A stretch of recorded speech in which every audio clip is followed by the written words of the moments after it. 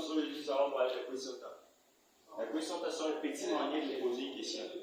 La structure des questions tard est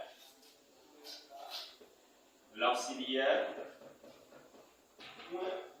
plus sujet au nom personnel.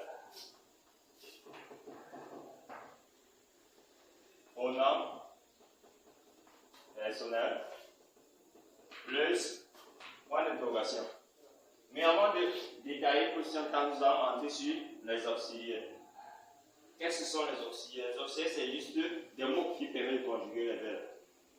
Il y a les auxiliaires, il y a aussi les sémis-auxiliaires que vous avez souvent l'habitude de comprendre. Les sémis-auxiliaires, il y a des mots comme falloir, pouvoir, vouloir, venir de, etc. Mais ici, là, pour le but de anglais, on va parler de, comme sémi-auxiliaire, on va parler de can't, may, might, could, etc. Maintenant, comment former les questions tard? Premièrement, identifier la nature de la phrase. Est-ce que c'est affirmatif ou c'est négatif? Donc, si c'est affirmatif, ça veut dire que ça ne doit pas contenir des mots comme not, no, never, seldom, hardly ou scarcely. Tu veux dire, si je vois ces mots-là dans une phrase, je vais identifier la phrase comme forme négative. Deuxièmement, identifier s'il y a l'auxiliaire dans la phrase ou pas. S'il y a l'auxiliaire, c'est bien, on peut utiliser formule de question tard. Mais s'il n'y en a pas, on utilise do ou dos. Maintenant, si on identifie que la phrase renvoie au temps, qui est le passé, do ou dos change à dit. Prenons l'exemple. Si on dit swimming is interesting. Première des choses qu'on doit faire, identifier la nature de la phrase. Est-ce que c'est affirmatif ou négatif? Je ne vois pas de note, je ne vois pas le mot qui est cité là. Donc, tu veux me dire que la phrase est affirmative. Et nous connaissons que le question tard est la forme négative de l'auxiliaire si la phrase est affirmative.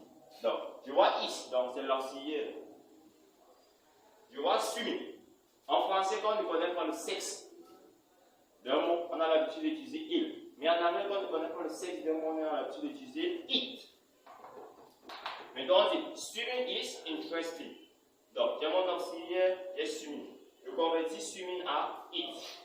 Phrase affirmative, donc, je vois la forme négative contractée de is not here, isn't it, plus point d'interrogation. Deuxième exemple. Late commence. Must be punished. On identifie l'auxiliaire. L'auxiliaire ici, là, c'est must, qui est pour un semi-auxiliaire. Au nom personnel, il y a late commence. On convertit ça à un pronom personnel qui nous donne did. Donc, phrase affirmative, donc, ici on aura mustn't did. Exemple suivant. She ate hello yesterday. On identifie la phrase forme affirmative. Deuxième, on constate qu'il n'y a pas d'auxiliaire. Donc on doit utiliser do ou dos. Maintenant, si on se réfère sur le cas, on constate que la phrase en va au passé. Donc, do ou dos change à did. Donc, she ate hello yesterday, on va utiliser did. Nature de la phrase affirmative, donc, question tard négative en termes d'auxiliaire. Donc, on aura didn't. She. Maintenant, à l'examen, on a l'habitude de vous tester ces deux auxiliaires ici, qui sont en temps pour moi, shall et will. On sait que vous avez aussi l'habitude de contacter les auxiliaires en éliminant O et en mettant la pause.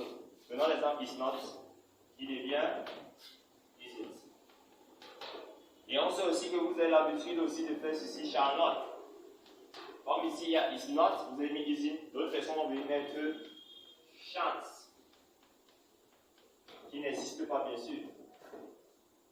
On aura shan't de cette forme. Il y a will not, il devient quoi? Won't. Pas ceci. Il n'existe pas. Donc, pour résumer simplement, qu'est-ce qu'on fait quand on veut faire la question d'identifier la nature de la phrase? Si c'est affirmatif ou c'est négatif. On identifie ici dans l'auxiliaire. On identifie aussi si la phrase est dans le passé présent ou futur. Et on essaie de remplacer pour